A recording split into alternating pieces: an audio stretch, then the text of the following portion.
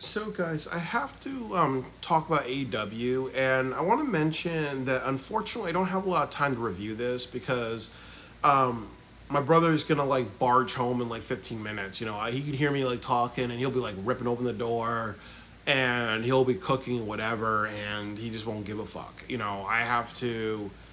I work 12-hour days. I have to get some sleep, and then I also just did a video about Hulk Hogan passing away, and you know how it's like rest in peace to Hulk Hogan, but to hell with you because he's done a lot of good for the wrestling industry, but he's also done a lot of bad.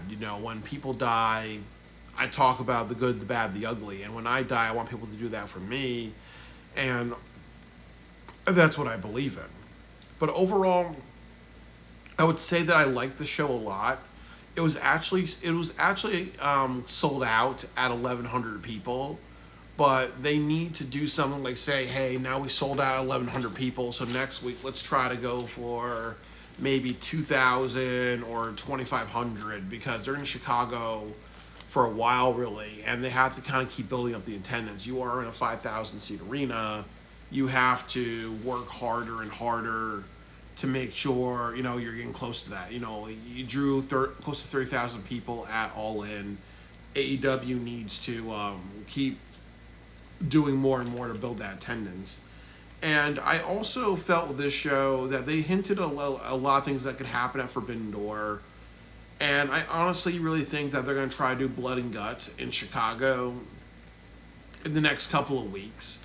Even though, like, if they want to do that, that should be a Forbidden Door type of match stipulation. And then again, I don't think they should do Blood and Guts because just did the Texas Death Match, so it's going to feel like they're pressing the repeat button. So it opens and it opens and announced that there's a tag team tournament, and I'm okay with the tag team tournament because the thing about the tag team tournament is that AEW has really struggled with the tag team division. So you really need to highlight what teams are in their division outside of the Hurt Syndicate, and you need to kind of have them have stories and things that are compelling, really. So I really think that that's important, really. So I'm okay with that because sometimes that's one of the purpose of battle royals and tag team tournaments is to say, hey, here's everybody in our division, and we want to put some shine on them, so that way people are reminded. But it's ultimately like what you do with these with your tournament and how you book people. And then the opening match with Wheeler Yuta versus Adam Page, it went about 5 minutes. It started with Wheeler ambushing Adam Page. I believe I believe Wheeler got a few one counts. He did not get a two count. I'm very proud of that. And then the next thing is that Hangman throws Wheeler Yuta into a barricade multiple times. Hangman hits a follow slam, knife edge chops, Death Valley driver, and a buckshot lariat. And they did a great job with this match because Wheeler Yuta is kind of like the jobber or the bitch lackey of the Death Rider. So he did not get a two count. This did not go a long time. This was not Marco Stunt versus Brody Lee or anything like that. Really, they just understood. Hangman is a champion. He lasted like over 35 minutes in Texas. You can't have somebody like Wheeler Yuta lasting a long time. It would just be like if you turned Enzo Amore heel in WWE and you had him have a long match with like The Undertaker or John Cena or whatever, really. So it's I'm sorry, you guys. So it's good that they had physics in this match where they actually said, okay, we got to make sure this match is realistic. We're not going to do like what we saw with Pentagon Jr. hitting multiple pile drivers on somebody, and he's getting hit by multiple pile drivers, and they keep on continuing. So they thought about the physics of this. It ended with Hangman wrapping a chain around his neck, around his hand, and punching Wheeler a bunch of times, and then just he almost did like the Hangman on Wheeler, but he chose not to do it and say, hey, you know what? Look, I was about to hang you, and nobody came out and saved you. So I'm okay, and that's cool because he's trying to it does two things. It shows that he does have a level of mercy, and he also is trying to teach Wheeler a tough lesson that the Death Riders, Moxley, and everybody's not there for you. So you gotta here's your wake up call because if they really cared about you, they would have came down and tried to save you from being hung and everything like that, really. So I like that because it subverted expectations, really. But it's subverted expectation. It also can help Wheeler Yuta, change, really, because I really think that they're going to try to make Wheeler Yuta a babyface. But I don't think that's going to get over with a lot of people, really, because I don't think that I just don't think that he's going to do that. That's going to work because Wheeler Yuta is a controversial wrestler. There's a lot of people who feel that he doesn't have a good physical look of a wrestler. It's going to be really jarring to see him as a good guy, really. And you haven't spent a lot of time with him in this company, really. You haven't seen him have a lot of matches. You haven't seen him develop himself a lot with Nick Wayne. He's wrestled around the world. He's done a lot of things, really. So when you see Nick Wayne, you're kind of like, that's more believable. Or Darby Allin. Darby Allin's done a lot for the company, so it's believable that if he's gonna fight against anybody, really. But with Wheeler, he's really not done that. So I don't think he's gonna get over as a babyface, and I think that's probably gonna be their direction. The next thing was that there was a promo with Athena and Billy Starks. And I really don't like that I saw Athena with the shark foam helmet. I know it's Shark Week for the Discovery Channel, but when you have your villain have a foam shark hat, it just looks really stupid ass. So they shouldn't have done that. Then they did a match which Jet Speed and FTR versus FTR for the tag team tournament. So Speedball hits a top rope moonsault, Deck hits a slingshot powerbomb, and at the very end of the match, the FTR cheats to win. Unfortunately, I fell asleep during this match, and because I was a little bit bored. So what happened was that I watched the rest of the show, but I watched it out of order. So I had to, I watched it out of order, then I had to redo my notes because it was a little out of order. So what happens is that Adam Copeland, there's a restraining order against him, so he can't attack FTR physically. So he actually he hires the Hurt Syndicate to attack them. And I said that doesn't make any sense because the Hurt Syndicate are villains, and they're trying to make them a little bit more complicated. They're trying to say, oh, well, they care about the money. So if good guys hire them, so be it. But I honestly think that that's a little too jarring, really. You're trying to set them up as villains. This kind of is trying. This audience is okay, now you're putting them in roles that make no sense, really, So I don't like that. But honestly, it led to something better, where, backstage, the Hurt Syndicate were celebrating beating them down for money, and they're like, "Hey, MJF, this is what we do. We hurt people, and we take, we're like mercenaries. We take the deals. When people give us a good price, we go out and hurt people for them, really." And MJF's saying, "No, where were you guys? When I was dealing with a certain situation." Bobby Lashley holds him up by the throat because I think what they're trying to say to MJF is that you go around acting like you work for us, really, but really it's not MJF leads the group, it's MVP leads the group. And Hurt Syndicate do whatever the hell they want. So if they want to do something help Adam Copeland or somebody else who has a lot of money, because they want to fill their wallets and hurt people at the same time, so be it. You don't tell us what to do. Whatever MVP wants the group to do is what they're going to do, really. So this really kind of gives you a sense of doubt. Is Bobby Lashley and MJF, is that going to implode? Is it going to be a situation where maybe this is a ruse for MJF to cash in at a certain point? Can MJF actually hire the Hurt Syndicate to do his bidding? Or would it be a situation where MJF unsuccessfully cashes in because of Bobby Lashley, or MJF unsuccessfully cashes in and then takes his anger on Bobby Lashley? They're giving me some sense of doubt with Hurt Syndicate, and sometimes that's good because you don't know where it's going to go, really, but so you can always talk about and debate about it. Just like with Hangman and Moxley, a lot of people were unsure which direction AEW was going to go in, really, So sometimes creating a sense of doubt is good. The next match was Billy Starks versus Tony Storm. Tony Storm was a sunset flip, schoolgirl, sidewalk slam, a delayed monkey flip. Billy Starks, when she was wrestling, she was hesitating a lot. She kind of almost looked like she didn't want to hurt Tony Storm. So Billy Starks should have understood that the match required her to be aggressive on Toni Storm to also weaken her so Athena could cash in, really. So she didn't do her role right, but it's like we said, I think Billie Starkz comes off as a little like timid and unsure of herself. Like that should be her character. But here I felt like she should have been a lot more aggressive. And so like she didn't do her role that well really. But I think that, she needs a lot more time. I really think there's a big future in her. She comes off like this underdog or this unsure of herself wrestler to someone who's sure of herself. Like I think that there's a big story that you can tell with her, but again, you have to wonder how AEW is going to book her, because I think that they're probably going to have her be Athena's lackey for a little too long, really. So Billie does a front flip senton. Toni Storm does a sit out power bomb. Billie Starkz does a brain buster. Toni Storm does a fisherman suplex. Billie Starkz does a swanton bomb. Toni Storm does a chokehold. And there was a post-match beatdown on Toni Storm.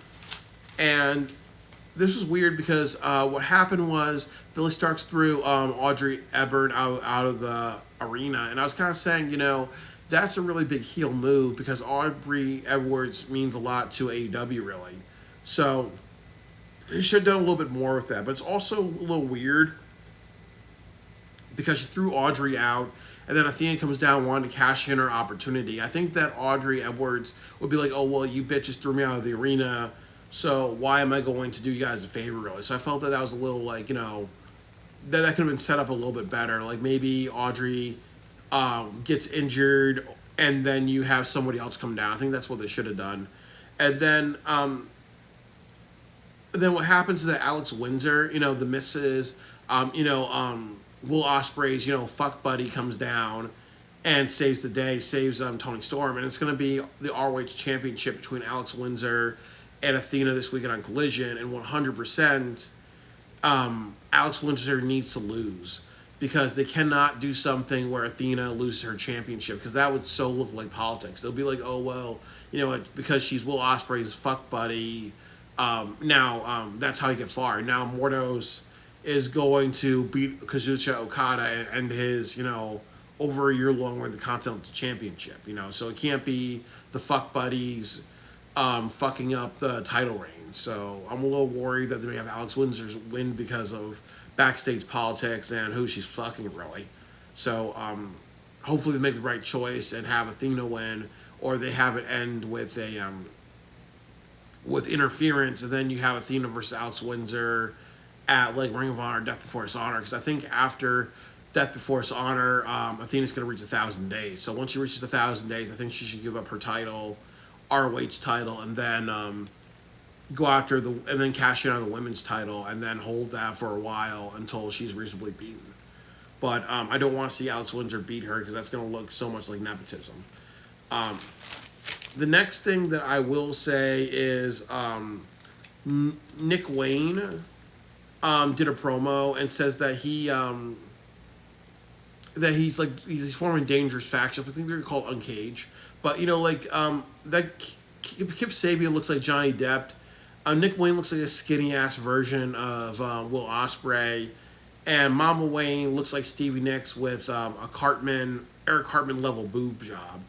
So I don't take them seriously because obviously Nick Wayne, they're both really skinny ass people, really. So they really have to like beat up Jet Speed, and they have to beat up like kind of like the Outrunners and kind of like the weaker members of the tag teams, just to kind of look legitimate. And maybe, and I'm not sure who the NJPW tag team champions are, but I looked them up, and they were kind of like smaller body people. So you have to put them on a win streak and make it look reasonable that Kip Sabian and Nick Wayne can take on anybody. Like, they have to have a win streak. They have to take on like smaller opponents and work up to bigger opponents over a period of time, really, for people to take them seriously. But I don't take them seriously. Will Ospreay mentions that he has some spinal injury, but he's going to be back at Forbidden Door. That makes no sense, really, because spinal injuries would take you out for like over a year or something like that. So I was kind of saying to myself, that does feel like he's playing like the bullshit card. So, like, he's trying to like be off television until Forbidden Door, really. But I really just think that he's playing the bullshit card. So, like I said, okay, just to mention all these things, but I don't feel that I don't find it realistic. If he is going through that, my bad, but I just don't believe that because if you're gonna have like that much neck injuries, you wouldn't be out for 4 weeks. You'd be out for like 4 months, or maybe a year or something like that. So I just don't. I just don't buy that's a real injury. I buy that's just kayfabe. The next thing is that he had Swerve Strickland versus Hachicero. You know how it is with Don Callis family. I call them Team Rocket because they usually lose a lot. And then, obviously Swerve Strickland wins. I didn't really follow this match, but Swerve did an awesome 450. There were multiple people beating down Swerve Strickland. So I was kind of saying to myself that that honestly, the Forbidden Door is coming up. So what if you did Brody King versus Josh Alexander? What would happen if you did like Bandito versus Hachicero, or Bandito versus another member of the Don Callis family? Like let's put the Don Callis family in the tag team division. Let's do more with them because it does feel like that they're all just like, as I said, they're there just to be the villains that lose a little more than they should really.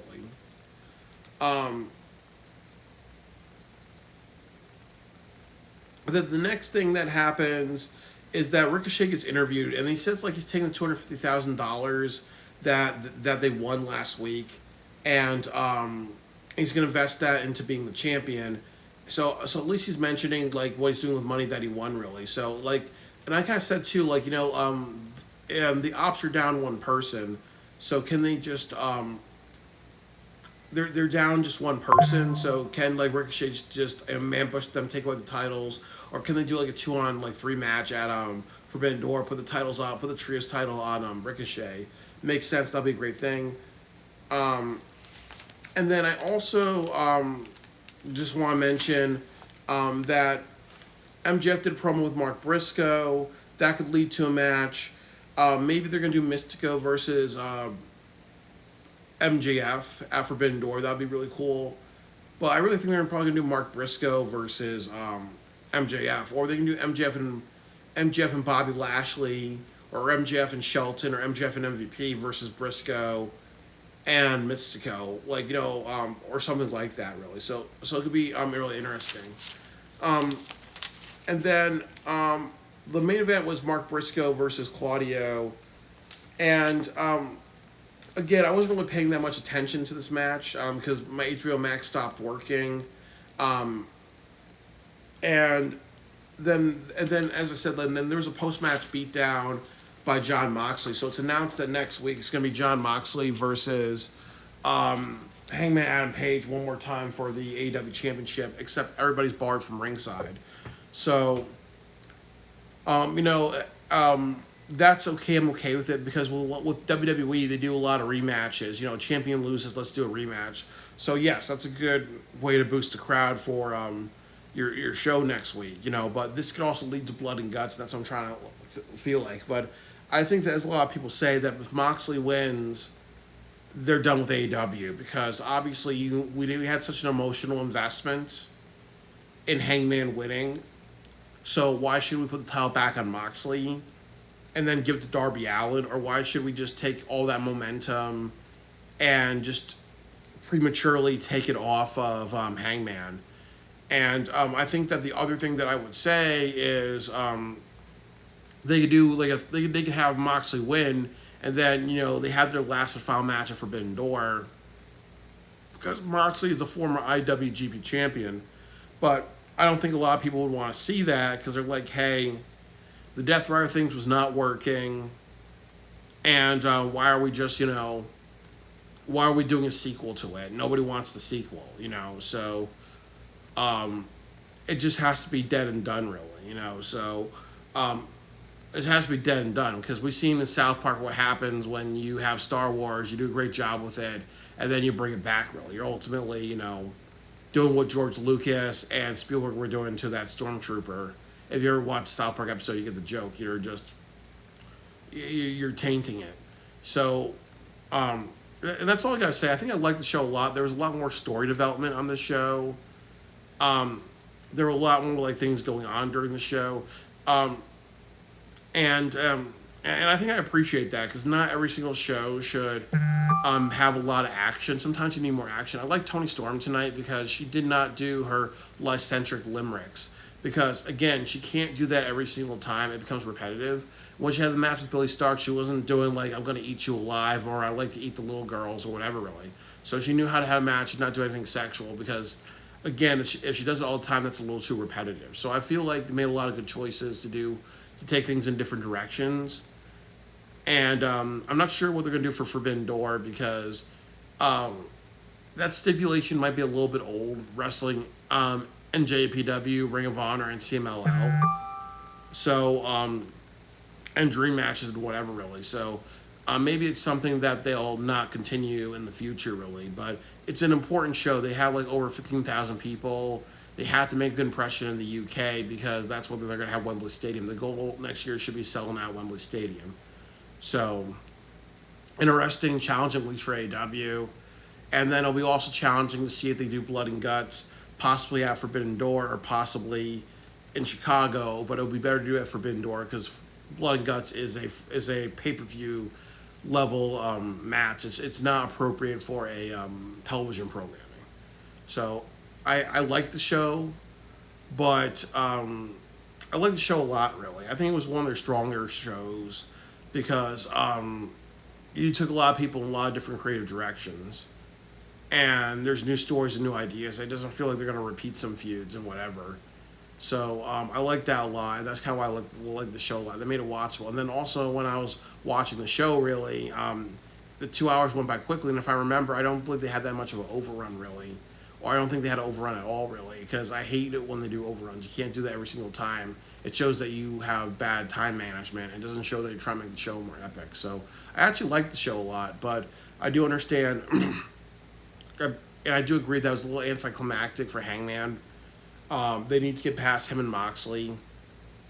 It's okay to do a mini feud, but they need to find his opponent for Forbidden Door, and I think that should be Will Ospreay. Just because he's the hometown hero of London. He's on the London poster, and that helps. And that helped made it close to sell out really. So hopefully do Ospreay and Hangman at London because they got to make the British crowd happy I'm happy and build good faith towards Wembley Stadium next year. So that's all I gotta say. I think it was a good show. I liked it, but AEW has to keep on improving really. So they sold out at 1,100 people. Let's go for 2,000, and let's try to get maybe 3,000 as a minimum. And I think that that'll be good for the residencies, And they also have their ECW residency, so they really need to start figuring out ways to bring in more people, bring in more fans, because they can't just be doing 1,100 people consistently. That's not acceptable.